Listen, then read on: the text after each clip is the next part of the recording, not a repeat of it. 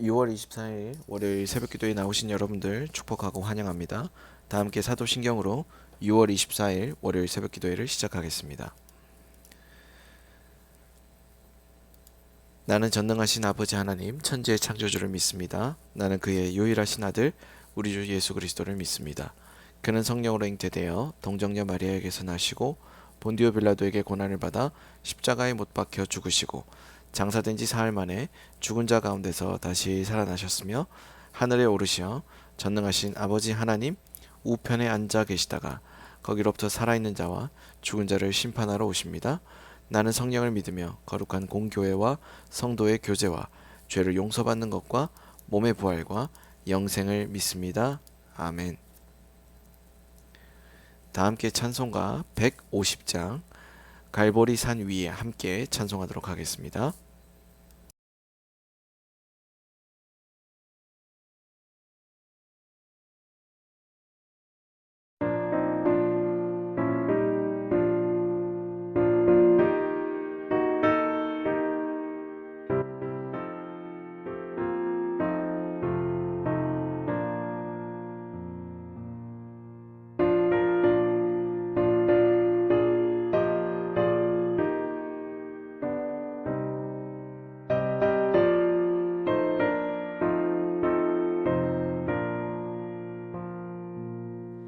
갈보리 산 위에 십자가 섰으니 주가 고난을 당함표라. 험한 십자가를 내가 사랑함은 주가 보혈을 흘림이라. 죄우 승리를 얻기까지 주의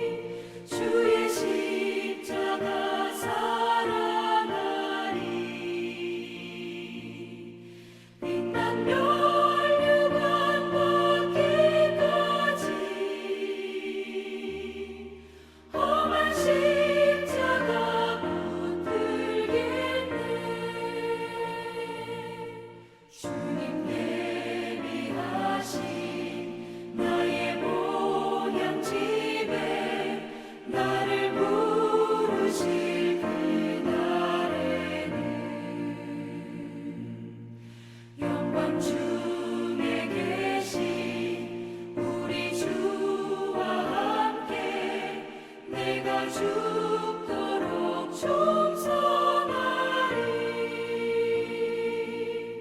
최우승리를 얻기까지 주의 십자가 사랑하리. 빛나며 멸류관 받기까지 험한 십자가 붙들겠네.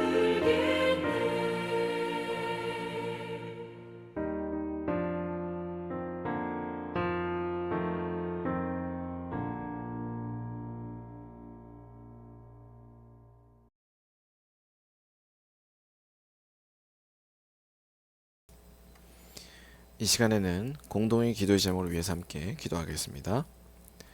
첫 번째로는 나라를 위해서 함께 기도하겠습니다. 나라를 위해서 함께 기도할 때에는 우리나라의 사회를 위해서 함께 기도하겠습니다. 우리나라 사회가 약자를 보호하고 그리고 소통이 잘 이루어지는 사회가 될 수 있도록 위해서 함께 기도하겠습니다. 두 번째로는 국내외 선교를 위해서 함께 기도하겠습니다. 국내외 선교를 위해서 함께 기도할 때에는 아나톨레 성경연구 모임을 위해서 함께 기도하겠습니다. 아나톨레 성경연구 모임이 성경적 지도자를 잘 양성해가고 섬기시는 박영덕 목사님을 비롯한 합심하여 섬기는 이들이 맡기신 자리 또 맡기신 이 사명을 잘 감당하며 함께 이 선교단체를 잘 세워갈 수 있도록 위해서 함께 기도하겠습니다. 세 번째로는 삼송 동안교회를 위해서 함께 기도하겠습니다. 삼송 동안교회를 위해서 함께 기도할 때에는 우리 교회가 비신자 낙심자로 일컬어지는 찾는 이 사역에 힘쓰는 교회가 될 수 있도록 위해서 기도해 주시고 또 유아 유치부를 위해서 함께 기도할 텐데 유아 유치부가 양육하는 그 어린이들이 복음 안에서 잘 자라나가며 또 양육하는 우리 교사와 교육자들이 합심하여 이 어린이들을 교육하는데 주님께서 맡기신 일들 잘 감당하는 부서 될 수 있도록 위해서 함께 기도하겠습니다. 네 번째로는 교우 가정을 위해서 함께 기도하겠습니다. 교우 가정을 위해서 함께 기도할 때에는 배재환 교우의 가정을 위해서 함께 기도하겠습니다. 이 가정 가운데 하나님의 은혜가 함께하고 또 하나님의 말씀이 열매 맺혀지는 가정 되고 함께 기도하고 있는 기도 제목들이 있다면 하나님께서 그것들을 붙드셔서 아름답게 이루어 가시는 그 놀라운 역사를 보는 귀한 가정 될 수 있도록 위해서 함께 기도하겠습니다. 다섯 번째로는 새벽 기도회를 위해서 함께 기도하겠습니다. 계속해서 온라인으로 진행되고 있는 새벽 기도회가 말씀의 은혜가 넘치고 또 성령과의 깊은 사귐과 교제함이 나타나는 새벽 기도회 될 수 있도록 위해서 함께 기도하겠습니다. 함께 나눈 이 다섯 가지 기도 제목을 위해서 이 시간 한 목소리로 기도하겠습니다.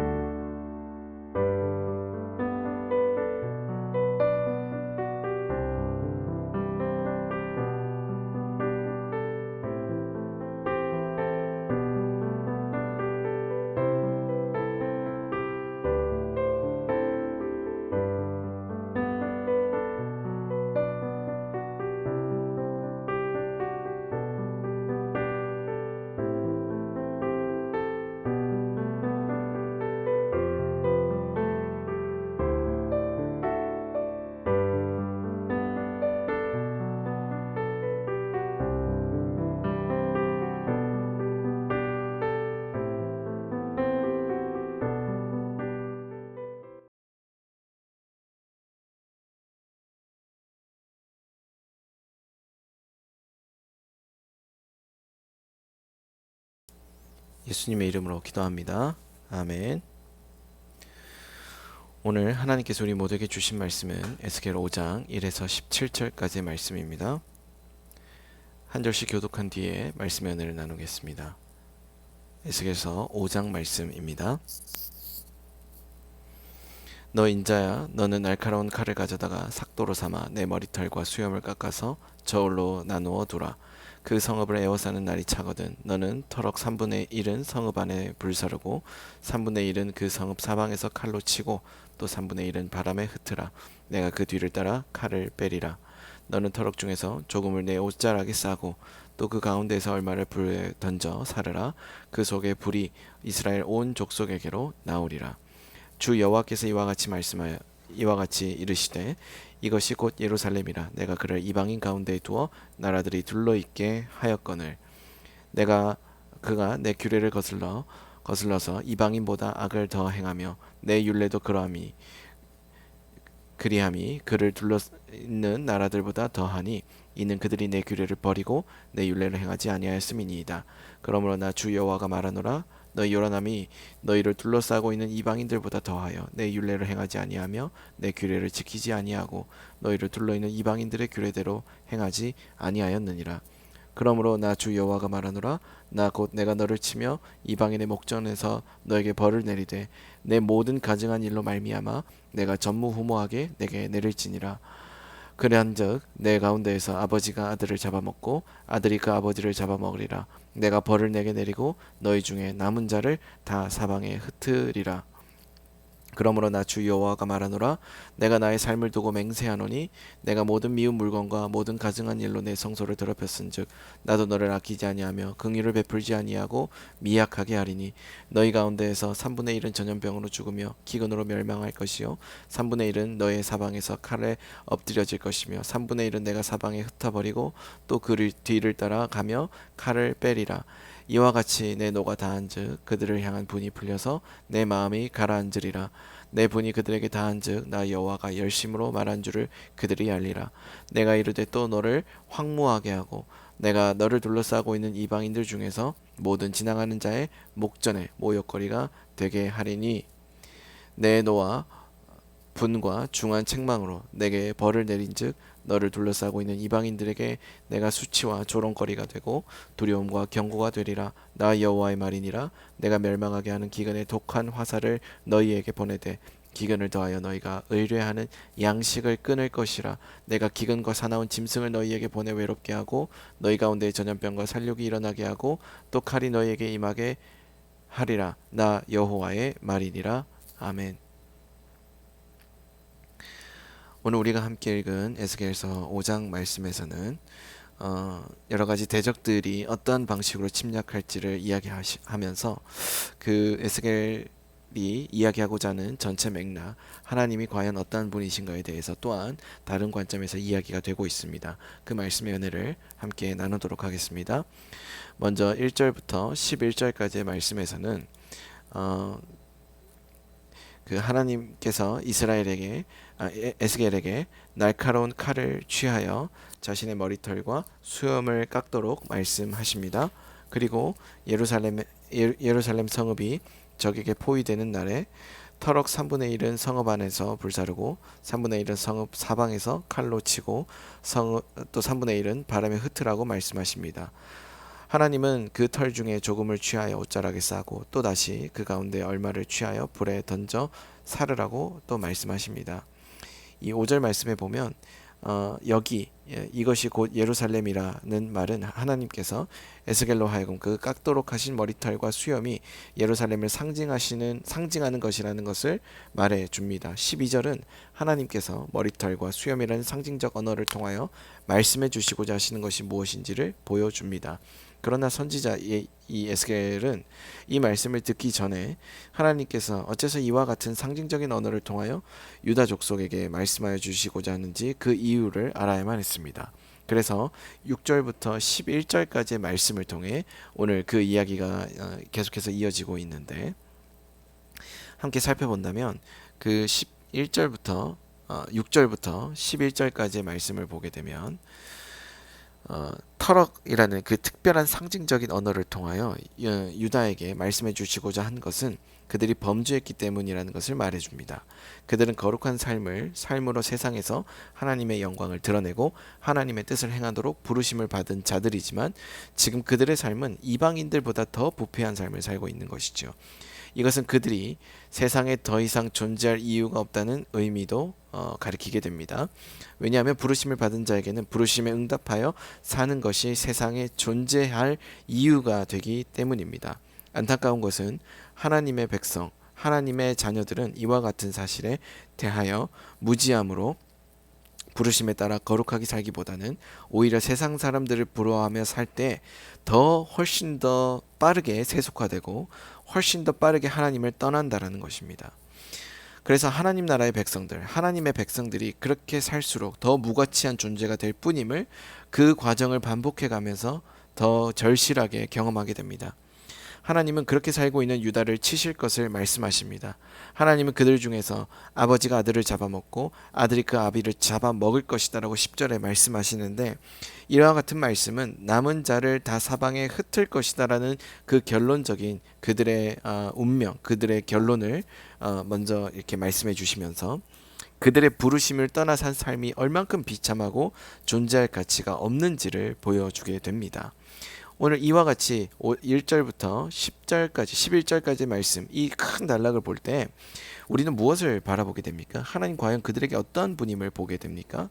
먼저는 하나님께서 그들의 삶을 교정하실 수 있는 유일한 분임을 오늘 말씀을 통해서 보게 됩니다. 여러분, 우리가 무언가 잘못되었을 때, 어떤 일을 바로잡으려고 할 때 많은 삶의 지혜들, 많은 세상 사람들이 향유하고 있는 지혜들을 먼저 눈독 들일 때가 있는데, 우리는 그때 그 삶의 방식을 먼저 눈독을 들이기보다 하나님께서 우리의 삶을 어떻게 바로잡아가기를 원하시는지 훨씬 더 먼저 관심을 가져야 할 것입니다. 하나님께서 에스겔에게 유다를 심판하실 이유를 말씀하신 후에 상징적인 언어들을 통하여 그들을 어떻게 심판할지를 그들에게 말씀하셨습니다. 전염병으로 죽게 될 것이고, 기근으로 멸망하게 될 것이고, 사방의 칼에 엎드려지게 될 것이고, 여러 곳에서 흩어버리게 될 것이다 라고 이야기하십니다. 12절에 보면 그와 같은 내용들이 너무나도 잔인하게 이야기되고 있는데, 여기 이 전염병과 기근, 질병, 재난을 의미하고 있는 이 칼은 이 전염병과 기근과 질병은 재난을 의미하고 칼은 전쟁을 의미한다라고 우리가 볼 수 있는데, 바로 이와 같은 숱한 이 어떤 비참한 운명이 그들에게 주어질 것을 말씀하시는 본질적인 취지는 그들이 이 운명으로 피할 길을 하나님께 구해야 된다라는 하나님의 절박한 마음의 표현인 것입니다. 그리고 사방으로 흩어버리고 그 뒤를 따라가며 칼을 빼리라 라는 이 말씀은 하나님께서 주권적으로 그들을 흩으실 것이란 의미인데, 하나님은 만유의 주제이신 주님으로서 유다를 심판하실 때 모든 것을 사용하실 것이다라고 말씀하고 계시는 것입니다. 하나님께서 심판의 도구로 삼으실 수 있는 것은 한정되고 특정된 것이 아니라 하나님께서는 모든 것을 동원하셔서 우리의 잘못된 점을 바로잡으실 수 있는 주님이시라는 겁니다. 그 주님은 어떤 방식으로든 어떤 방법을 동원해서든 우리의 잘못된 삶을 교정하시고자 하시는 강력한 의지가 있으신 분이십니다. 여러분, 그와 같은 의지가 있으신 분이 그분의 진노와 분노를 곧바로 쏟아 넣으시는 것을 참으신다라고 한다는 것은 얼만큼 큰 인자하심과 친절하심이 그분께 있다라는 것을 보여주는지 우리가 충분히 알 수 있습니다. 하나님께서 축복하실 때 대적들이 한 길로 치러왔다가 7길로 패하여 도망갈 것이다 라고 표현을 종종 하십니다. 하나님의 진노하심 가운데 있을 때 한 길로 대적들을 치러 갈지라도 7길로 패하게 되어 도망하게 되는 것이 신명기 28장에 보면 나오게 되는데, 하나님은 터럭을 3등분 하도록 말씀하신 것은 3분의 1을 전염병과 기근으로, 3분의 1을 전쟁으로, 3분의 1은 하나님께서 친히 심판하심으로 멸할 것을 말씀해 주시면서 그들의 대적들이 이와 같이 몰려올 것을 경고하심과 동시에 그들로부터 벗어날 수 있는, 그것들로부터 자유하게 될 수 있는 길들을 하나님께서 구체적으로 먼저 일러주시는 것입니다. 사랑하는 여러분, 오늘 우리가 하나님께서 우리의 삶을 얼만큼 강력하게 바로잡기를 원하시는지를 분명하게 보고 있습니다. 저와 여러분들의 삶이 이와 같이 하나님의 보호하심 아래 있다는 것은 너무나도 분명한 사실인데, 그럼에도 불구하고 우리는 자꾸만 대적들이 선택하는 그 잘못된 길로 우리도 또한 역시 나아가지만, 우리는 일곱 길로 패하여 도망올 수밖에 없는 그 길들로 우리도 또한 우리의 삶을 두고 있지는 않은지 돌아볼 필요가 있다는 것입니다. 사랑하는 여러분, 하나님께서 우리의 삶을 바로잡기를 원하신다라고 말씀하실 때 여러분들의 삶의 주도권을 하나님께 맡겨드리시기를 주의 이름으로 축복합니다. 13절부터 17절까지의 말씀에서는 나 여호와가 열심으로 말한 줄 그들이 알리라라는 13절의 말씀으로 시작하고 있는데, 이 말은 심판을 통하여 그들이 비로소 하나님이 어떠하심을 알게 될 것이다 라고 의미하는 것입니다. 하나님께서 여러 가지 그들의 비참한 운명에 대해서 말씀하실 때 비참하게 조롱거리가 되고 모욕거리가 되고 황무하게 될 것이고 사람들로부터 수치와 조롱을 받게 될 것이다 라는 그런 여러 가지의 것들을 말씀을 통해 보여주고 있습니다. 그런데 우리가 이 말씀들을 통해서 한 가지 분명하게 알 수 있는 것은 16절과 17절의 말씀을 우리가 함께 살펴볼까요? 이 5장 전체 메시지를 또한 이 두 절을 통해서 우리가 주고 있다라고도 볼 수 있는데, 하나님께서 심판하실 때 인간은 하나님의 능하심 아래 전적으로 무력한 존재일 뿐만 아니라 이와 같은 사실을 깨닫기 전까지 우리는 우리 모든 일을 스스로 할 수 있다라고 착각한다라는 것이죠. 여러분 15절, 16절, 16절, 17절 말씀에 이와 같은 인간의 궁극적인 한계를 하나님께서 보여주시는 이유는 그의 반면에 그 대척점 가운데 하나님께서 궁극적인 우리의 구원자가 되신 그 놀라운 하나님으로 우리와 함께하고 계시고 우리의 욕망까지도 주께서 다스리기를 원하신다라고 하나님께서 강력하게 그분의 의지를 표현하고 계신다는 것을 우리는 기억해야 될 것입니다. 여러분과 하나님 사이에 막혀있는 장벽이 무엇입니까? 예수 그리스도께서 자신의 육체로 그 모든 담을 허물어뜨리셨는데, 우리는 우리의 육체로 하나님과 담을 쌓고 하나님께서 원하시는 방향이 아닌 잘못된 길로 나아갈 때가 있습니다. 삶을 교정하기 위해서 하나님께서 우리에게 찾아오실 때 우리는 그것을 과감하게 저버리고 하나님 그분의 방식을 따르지 않고 하나님께서 원하시는 방식을 바라보지 않고 우리가 스스로 행복할 수 있는 그 길을 추구하며 살아가도록 우리의 삶을 마음대로 경영합니다. 여러분, 그때 여러분들의 삶의 모습이 어떠한지를 냉정하게 돌아보셔야 합니다. 그리고 구원자로 찾아오신 진정한 구원자 예수 그리스도, 그분이 행하신 사역을 통하여 우리에게 주어진 능력을 우리는 전적으로 의지해야 될 것입니다. 그분이 하나님과 우리 사이에 막힌 담을 모두 다 하셨습니다. 세상에서 말할 수 있는 그런 하찮은 능력들, 세상에서 말하는 그 심판받을 대상으로서의 능력들을 의지할 것이 아니라 담을 허물어뜨리심으로써 하나님 나라에서 누릴 수 있는 모든 능력과 평안과 축복이 우리에게 흘러들어오고 있다는 것을 기억하며 그것을 우리가 바라며 소망하며 추구하며 살아가야 될 것입니다. 사랑하는 여러분, 예수 그리스도를 의지하며 그분께로 나오시기 바랍니다. 그분을 통하여 주어지는 하나님 나라의 축복과 하나님 나라의 유업과 하나님 나라의 평안이 우리의 삶을 더욱더 견고하게 만들고 복되게 만들 줄로 믿습니다. 그 모든 사실에 여러분들의 소망을 두시는 저와 여러분들 되시기를 주의 이름으로 축복합니다. 함께 기도하시겠습니다. 주님, 고맙고 감사합니다. 주님께서 우리의 삶을 바로잡기 위해 어떠한 수단과 방법도 아끼지 아니하시고 우리 가운데 메시아를 보내셨다는 사실을 돌아보게 하시니 고맙고 감사합니다. 우리가 주님을 더욱더 전적으로 의지하기 원합니다. 우리의 전 인격이 주님을 의지하기를 원합니다. 우리의 전 인격이 주님을 소망하기를 원합니다. 주님, 우리 가운데 함께하여 주옵소서. 사랑이 많으신 예수님의 이름으로 기도드립니다. 아멘. 다 함께 주기도문으로 오늘 새벽 기도회를 마치겠습니다. 하늘에 계신 우리 아버지, 아버지의 이름을 거룩하게 하시며 아버지의 나라가 오게 하시며 아버지의 뜻이 하늘에서와 같이 땅에서도 이루어지게 하소서. 오늘 우리에게 일용할 양식을 주시고 우리가 우리에게 잘못한 사람을 용서하여 준 것 같이 우리 죄를 용서하여 주시고 우리를 시험에 빠지지 않게 하시고 악에서 구하소서. 나라와 권능과 영광이 영원히 아버지의 것입니다. 아멘. 이 시간 이후에는 각자 가진 기도 제목을 위해서 기도하겠습니다.